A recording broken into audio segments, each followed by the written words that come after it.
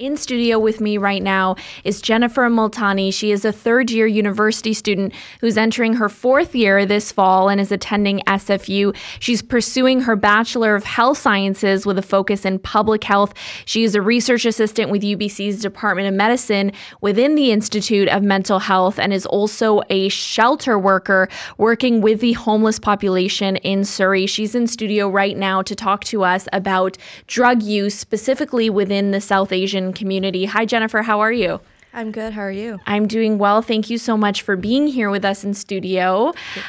I want to ask you, there is a report from the Fraser Health that came out a couple weeks ago now that details drug use and says that South Asian men in particular are more likely to die from overdose than any other group of people.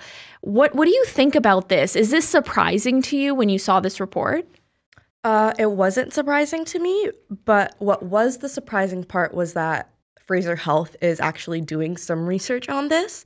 There's not a lot of literature that's focusing on South Asian men or South Asian people in general, and in terms of substance use, there's little to none. So this was a really big win, I think, for Fraser Health because it's shedding some light on an issue that's super prevalent in Surrey and all across the Lower Mainland. Right. And I mean, were you surprised that South Asian men in particular were the ones who were more likely to die from an overdose? I was surprised about the findings from the report, but it isn't a surprise to me that South Asian men are using. It's common to see South Asian men and even women in the shelters I work at, especially young students or older South Asian men who are out of jobs or were in a really bad car accident or really bad, had a really bad work injury. So they have no means of income. They start drinking, start using drugs, and ultimately families kick them out or the wives leave them and they end up in the shelter. So in terms of seeing this report, it's kind of nice to see some statistics and some research based on the things I'm seeing in the shelters. Right. And I mean, you mentioned alcohol, and this is something that in the report was mentioned as a substance that was very common among South Asian men. They said alcohol, and they also said opioid use, and cocaine was common on top of that. But when you look at alcohol in particular, this is very common within the South Asian community, and it's incredibly normalized as well as something that is not even considered a problem. What are your thoughts on that? I think you said that really well. A lot of South Asian people drink alcohol. Even youngsters, they'll binge drink every weekend, but they don't really think they have a problem until it comes to a point where they can't live without it. Or they can't not get drunk every weekend. Or in terms of uncles, after a long day at work, they'll have 2, 3, 4 bags and they'll justify it because I had a long day at work. Why wouldn't I reward myself, or why wouldn't I want to unwind in a way that I'm so used to? And a lot of immigrants, I think, that are, I think in immigrants in general, it's so normalized to just drink. They probably did that back home in India. When they come here, there is this thing called the immigrant hustle. So they're working long days, working day and night, and then in order to justify that hard work, it's okay to have a drink at night, or it's okay to, finish a bottle of Crown to yourself because you've been working for so long. For sure. And I think that's so common, especially when you go to Indian weddings or parties in general. There's always uncles around the bar. It's actually even frowned upon for women to go and order themselves a drink at the bar. They go and they get a man to do it for them, right? So it's not looked at in a good way when women are drinking, but when men are, it's totally okay. And do you think that's why in the report it was South Asian men in particular and not women? Yeah, and I actually in the report there was one South Asian woman, but if it's just one South Asian woman, they're not going to make an entire report on it or an Right. entire section on it. So that one person was included in the woman section. So in that report, it says that there's a number of illicit drug toxicity deaths in the Fraser Health region. And in particular, the deaths are amongst young adults, women, and South Asian men. So it's frowned upon, but it still happens. And I still think the report was a good report, but I think there's a lot of people, a lot of women, a lot of South Asian men who don't report their substance use issues. Of course, yeah. Right? So it's a good representation of in terms of statistics and in terms of like scientific evidence, but I still think it's not covering the entire story just because it's so underreported. Absolutely. And I mean, this is in large part due to a stigma that exists within the South Asian community. But I mean, we're in 2020 now. Do you think that we have come far when it comes to stigma around substance abuse in the South Asian community? I think in terms of Fraser Health, I think they're really pushing like cultural relevant harm reduction, like trauma-informed care, but I still think there's more to do. The government is doing their part in whatever way they can, but I think in terms of the community, we really need to have these conversations with our peers, with our families. Right. Online, wherever you go, especially I think with our parents, our dads, our uncles, or thai, or whatever it is, right? So I think in terms of the government doing their part, I think they're doing well. I think there's more to be done, but I think the community needs to do their part as well now. And Fraser Health is saying that it's taking steps to reach out to the South Asian community, holding education sessions with community groups, as you were mentioning, in gurdwaras in specific, and providing more resources in Punjabi as well, so that it's universal. Will this help? Like, what really can be done to tackle this issue? I think it will help, but in the report, it also mentioned that South Asian men are declining services even though they're being provided to them. So they're declining referrals, they're declining help. And I still think that's a huge part of why these overdoses keep happening. And I think personally that the reason that they're declining these services, they're accessing stuff from the Gurdwara but not really implementing it to their lives because they'll have to tell their family members or their kids or their wives or their moms and dads that I'm a heroin user, I'm an opioid user, I'm a cocaine user, or I'm addicted, like I can't stop.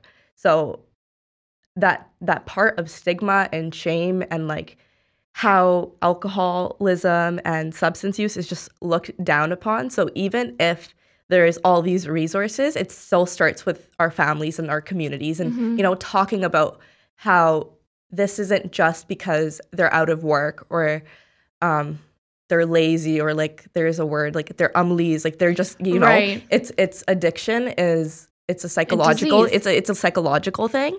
And it really needs to be talked about more and it talked about in a way where it's a problem and not something that they're just doing because they want to unwind or they want to like have fun and get drunk at a party. Yeah. Right. And I mean, with what you've seen and your expertise, when you actually get to that place of being able to sit down and have a conversation with your family and say, look, I have a problem, I'm suffering from substance addiction.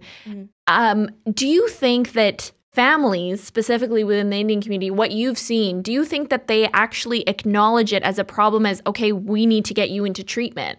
Or do they just want to shove it under the rug and worry too much about, log kya kahengi, that whole thing? Yeah. What do you see?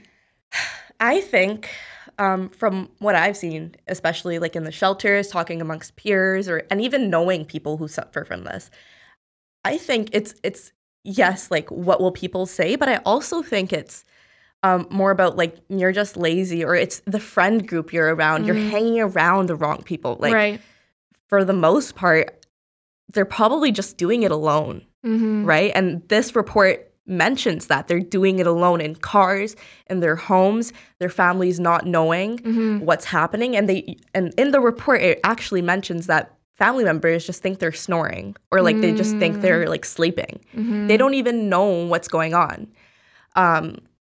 So I really think, because it seems so far-fetched. It seems so far-fetched. Like, it can't be that. It can't be that, right? My son couldn't be doing this. Yeah, like my son works really hard. He's working a labor job, or he's in construction. He's tired, and that's why he's snoring, passed out on the living room floor. No, he's probably suffering from an overdose. Right. And they don't have the tools or the resources to deal with it. Exactly. And I guess using alone as well is a problem, because you might not be using safely, and that contributes as well to overdose. And what about when we look at with COVID? Because we know the borders are closed as well, and so that contributes to more of an unsafe drug supply. Is that also contributing? Because more people have died from opioid deaths than COVID. Which is really startling. Yeah. So in terms of COVID and like the opioid crisis, I think, and I know that Dr. Bonnie Henry has mentioned this too, that we're facing two public health emergencies. Yeah. The thing with opioid deaths increasing during COVID, it's because you're getting people that are usually using at safe injection sites where they're under supervision. They have access to harm reduction supplies. I see in the shelters that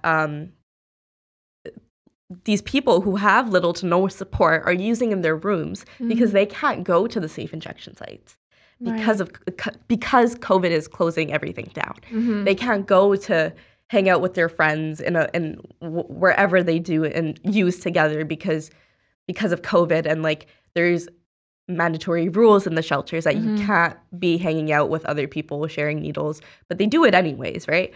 Or they'll do it inside their rooms alone. It's like a 4x6 room. It's like a shoebox. It's not luxury. There's a bed. That's all. Right? So you're getting these people who have little to no support, have mental health issues, substance use issues, have probably been chronically homeless, and are using in their rooms. They're isolated. They're probably feeling lonely, and they need to use. So I think especially in the South Asian community, it's like, why do they use? They can just get off. This is that. But addiction is so hard. You can't just get off. There's people I've met who are like, they can't stop using. It's just not in them. So it's not a possibility. It's not possible. They don't have the resources, and if they do, they don't have that support from family, friends, whatever. And they've usually been stigmatized, shamed, looked down upon, shamed, like everything. So you're getting this vulnerable population, putting them into rooms and saying you can't go anywhere while they have an addiction. They're just going to do it in their rooms and they're going to die.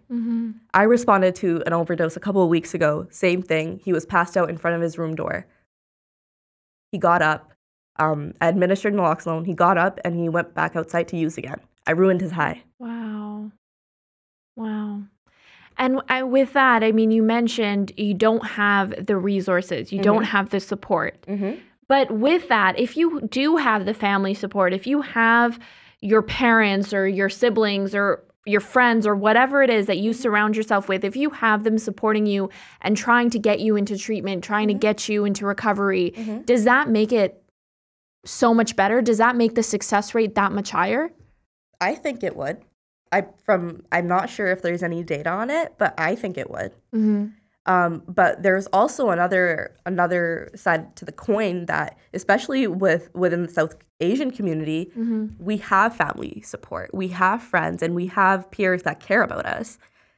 But the thing about shame and being stigmatized, like you don't want to tell your peers or your mom or your dad or your brother, like, hey, I'm a heroin addict. Like, how? I can imagine that their response would be, we've given you everything you've needed. What did we do wrong? What did we do wrong? It's more so like, yo, what did we do wrong? Right. Not so like, what's going on in your life? What are your stressors? What's causing you so much pain that you you feel so low that you need to turn to drugs, or you need to feel some sort of feeling. But do you think that this is really going to help when it comes specifically to the South Asian community? We know there's so much stigma. There's a lack of wanting to ask for help or admit that there is even a problem. So do you think when it comes to more beds, providing recovery services, that is really going to help the problem here? In terms of the South Asian community, I don't think so, unless they're providing culturally relevant harm reduction services or culturally relevant like professionals in these recovery homes or treatment centers, because a South Asian man who just immigrated from India who barely knows any English is not going to want treatment from someone from Canada who isn't the same ethnicity from them, not going to understand the cultural issues or the transgenerational trauma they have. So in a way, I think the government is trying to do their part, but there needs to be more funding in terms of culturally relevant stuff, like in terms of addiction support, psychiatrists, psychologists that are of South Asian descent to get paired with a South Asian man. That cultural link as well. Just that cultural link. Overall, like I think the funding is a good thing, but specifically for South Asian men, I still think, or South Asian people in general, I still think it will be problematic. Yeah. And I also want to ask you about the mental health piece, because addiction goes really hand in hand with mental health as well. And a lot of people don't understand that. And as you said, a lot of people see addiction as a choice, especially when we look at the South Asian community. But there is a mental health component to it too. There's people who are struggling with depression, struggling with anxiety, or struggling with whatever it is, and are using drugs as a way to cope, or substances in general as a way to cope. What do you think about that from what you've seen? Do people understand that mental health component? I think in recent years, there's been more conversation about it. Okay. Especially with the Roshni Clinic opening up. I think that was a huge win, especially for the South Asian community. Right. And whoever is dealing with mental health and substance use, I think that was a huge win. But I still think more could be done, especially considering the fact that 61% of the South Asian population in in BC, resides in the Lower Mainland. That's half the population, or more than half of the population, right? So I really think the government could push more cultural relevant resources and services. But from what we've done so far, I still think it's a huge win that we should celebrate and acknowledge. And I want to ask you about this. This is something that you yourself sent to me, and this is really interesting because we do see a lot of drug use and drug abuse in Punjab. There has been pop culture on this. We know The Punjab was a movie that specifically focused on this, and this is something that not a lot of people talk about or think about. And whether there is a link between that issue and the opioid crisis happening here. Personally, I think there's a link. But there's not enough evidence to support this claim. This could be due to just Punjab as a state not wanting to do research because of political stuff. Right. However, I found a report from Ames University that's based in New Delhi, I believe, describing the magnitude of substance use in India. And I've brought some stats with me that is worth looking at. So 11 million people in India use opium. Wow. For people who are listening and are from India, I feel like that's not too much of a surprise because I know opium's huge there.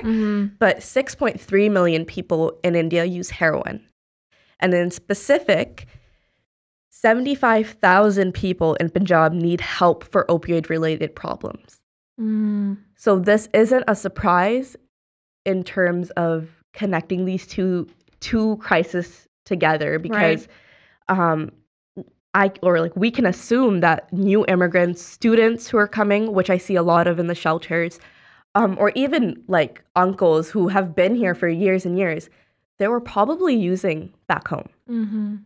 Whatever that may be, if if that's opium, if that's pharmaceutical opioids, if that's heroin, whether that's cocaine. So I really think there's a link between the substance use and the drug of choice in Punjab and the overdose population here. And it could be a direct link between differences in the drug availability for men who use there and then move to Canada, where the market is totally different. So let's say they use opium in Punjab a lot, and this man who recently moved to Canada is looking for that fix. The closest thing to opium here could be heroin. What's being laced with heroin nowadays is fentanyl. And then we see an increase in South Asian men who are dying from this.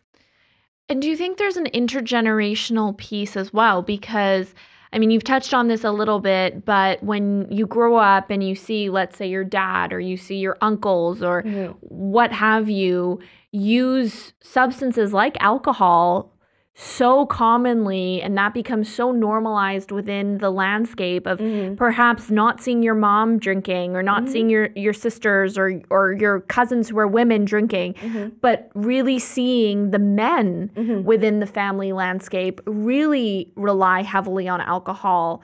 And do you think that contributes to this narrative where it is okay, and even more than that, perhaps encouraged to drink when you're a South Asian man? I definitely think that's true. From stories I've heard, and even from I think personal experience, it's like when a man turns 16 or when a man turns 18, the first drink has to be with the dad. The dad is pouring the drink. It's encouraged for the man to have that drink. Right. We don't see that with women. I don't see not me, but I don't see men encouraging their daughters to drink when they turn 18 and have a glass of wine with them. Right. So I totally think there's a huge stigma between men and women, especially with alcohol.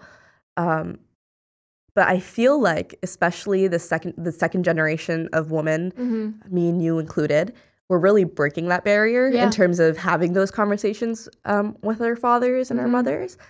For me personally, I'm so lucky to have a dad who's so open to that type of stuff, and I'm able to have a glass of wine with him if I want, and it's not looked down upon. Right. So I think there's still a stigma, but I also think that we're slowly breaking it. Yeah, and I mean, when you look at the culture as well, when we talk about with the father encouraging it, but also the group of friends, you are looked down upon in a way if you're a man and you're South Asian and you're not drinking, and all of your friends are getting together and they're all drinking, and they're like, well, what's wrong with you? Why aren't you? Yeah.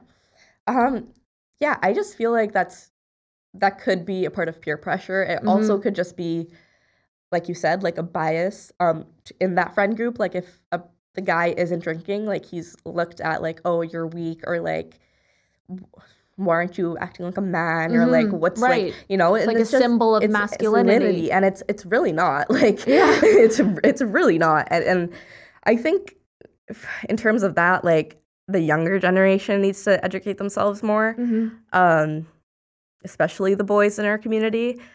I think toxic masculinity within the younger generation of boys is huge, and I think that I personally don't think it's that their fault. It's what's being modeled to them at home, what's been modeled to them growing up. It's what's been happening for so long. And it's really up to these boys to, unpack this stuff and realize this is what I'm partaking in, or it's their job to, realize this and unlearn some certain behaviors. And I know so many great men who are so aware of this and are so socially aware, but I also know a lot of the other side, right? Yeah. So it's not all men, but it's definitely a majority from what I know. Right. Yeah. And I mean, lastly, I want to finish up. I want to ask you about what the next step should be. You have seen firsthand people struggling with addiction, struggling with homelessness, mental health issues, all of these various issues that contribute to substance abuse problems.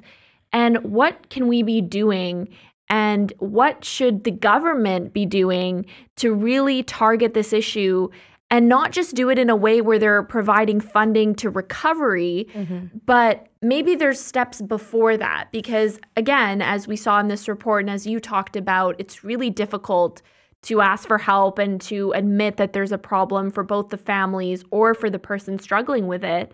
So what sort of resources should be in place to just support people who are struggling with drug abuse?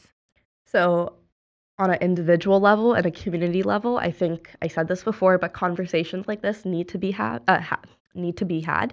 And in terms of the government, I think in conjunction with community partners, they should engage in culturally informed trauma care and discussions about substance use, mental health, and just stigma in the South Asian communities.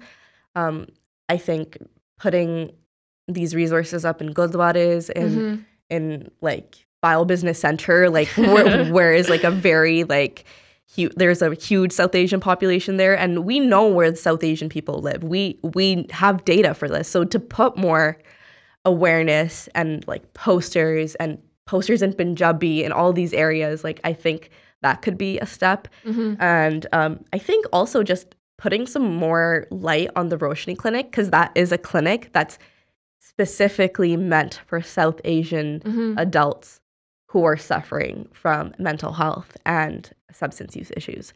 So yeah, just to sum it up, like more culturally relevant resources, talking about it within your friends, your family, your peer groups, and honestly just asking the right questions, I think.